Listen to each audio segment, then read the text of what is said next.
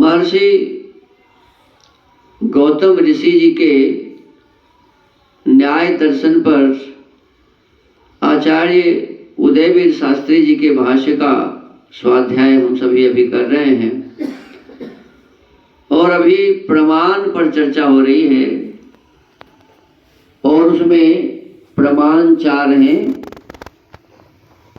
प्रत्यक्ष प्रमाण, अनुमान प्रमाण, उपमान प्रमाण और शब्द प्रमाण। तो प्रत्यक्ष, अनुमान और उपमान के संबंध में हम जानकारी हासिल किए हैं। शब्द प्रमाण को भी हमने जाना है। अब है कि शब्द प्रमाण 2 प्रकार के हैं।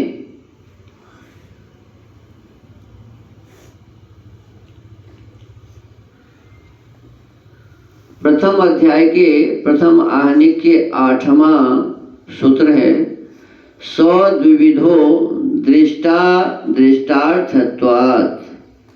सह वह प्रमाणभूत शब्द द्विविधा 2 प्रकार का है।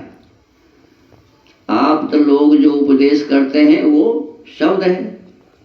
आप का मतलब है जिसको किसी पदार्थ की सही जानकारी है, तो उस पदार्थ के लिए वो क्या हो गए? आप्त हो गए। तो ऐसे आप्त पुरुष के शब्दों को प्रमाण करते हैं। वह शब्द 2 प्रकार का है, दृष्टार्थ और अदृष्टार्थ। शब्द प्रमाण से, दृष्टार्थ शब्द प्रमाण से जाने गए जिस अर्थ को इसी देह के साथ रहते अथवा इसी जीवन में जाना जा सके, वह दृष्टार्थ शब्द प्रमाण है। दृष्टार्थ कहते हैं माने जो हमारे जीवन में दिख रहा है, जो इसी जीवन में इसी देह के साथ रहते हैं अथवा इसी जीवन में जाना जाता है, उसको कहते हैं दृष्टार्थ शब्द प्रमाण। इसका तात्पर्य है शब्द प्रमाण से जाने गए जिस अर्थ को प्रत्यक्ष प्रमाण से भी जाना जा सके, वह दृष्टार्थ है। जैसे किसी व्यक्ति ने किसी अन्य को कहा, वहां नदी किनारे पेड़ पर 5 फल लगे हैं। क्या कहा?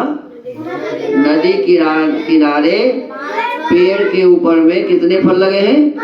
5 फल लगे हैं। वक्ता पुरुष आप्त है, जो कह रहा है उसने देखा है, उसको आप्त है, वो उन्हें पता है।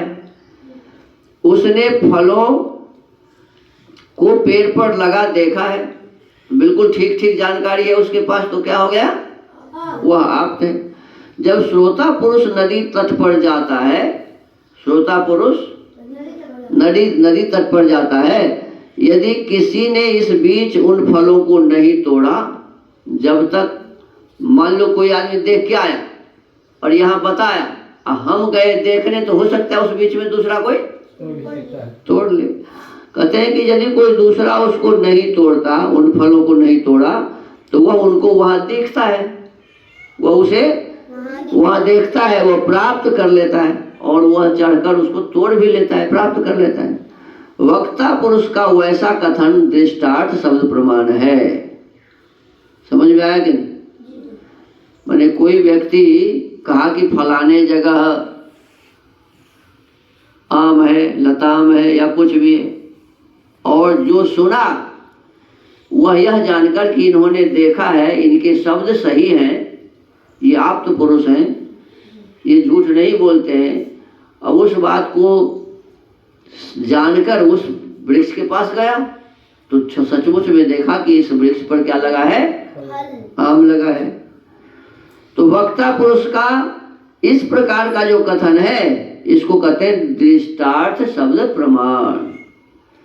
लोक में ऐसे व्यवहार की प्रचुरता है, व्यवहार का कोई विभाग ऐसा नहीं जहां शब्द प्रमाण के इस आधार के बिना अभिलषित कार्य को अनुकूलता के साथ संपन्न किया जा सके।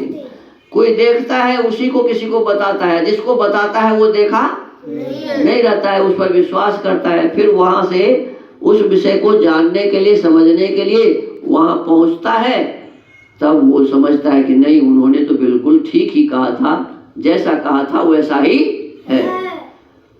ये है दृष्टार्थ। अब कहते हैं अदृष्टार्थ क्या है?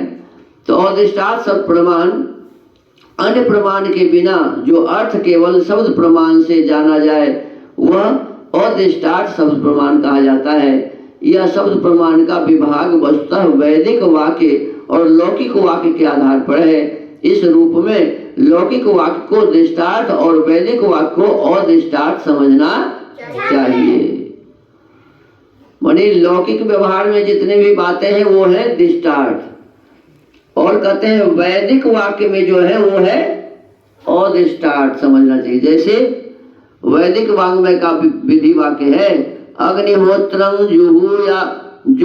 जुहुयात् स्वर्ग काम। अब वेद में लिखा हुआ है कि अग्निहोत्र करने से जो आदमी स्वर्ग को चाहता है वो क्या करे? अग्निहोत्र करे। जो व्यक्ति स्वर्ग चाहता है वो क्या करे? अग्निहोत्र करे। अथवा वाजपेयीन स्वराज्य कामोजय यजेत। इन वाक्यों से बोधित अर्थ स्वर्ग की प्राप्ति अथवा स्वर्ग के प्रशासन की प्राप्ति उस जीवन में संभव नहीं।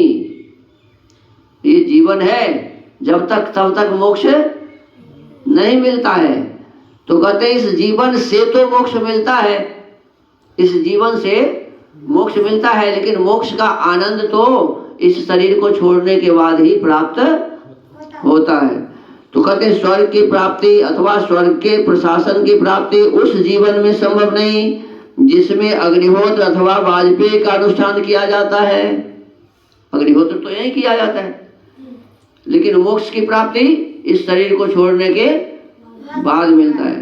अनुष्ठान जीवन में स्वर्ग या स्वराज्य का प्रत्यक्ष न होने से यह वैदिक वाक्य अदृष्टार्थ है।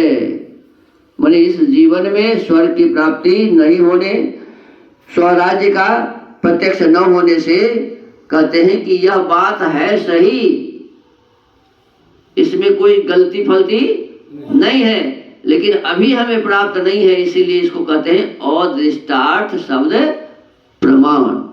यदि इस विभाग को न दिखाकर केवल एक रूप में शब्द को प्रमाण कह दिया जाता तो साधारण लौकिक पुरुष दृष्टार्थ होने से लौकिक वाक्य पर विश्वास करता, केवल उसी को शब्द प्रमाण के रूप में स्वीकारता।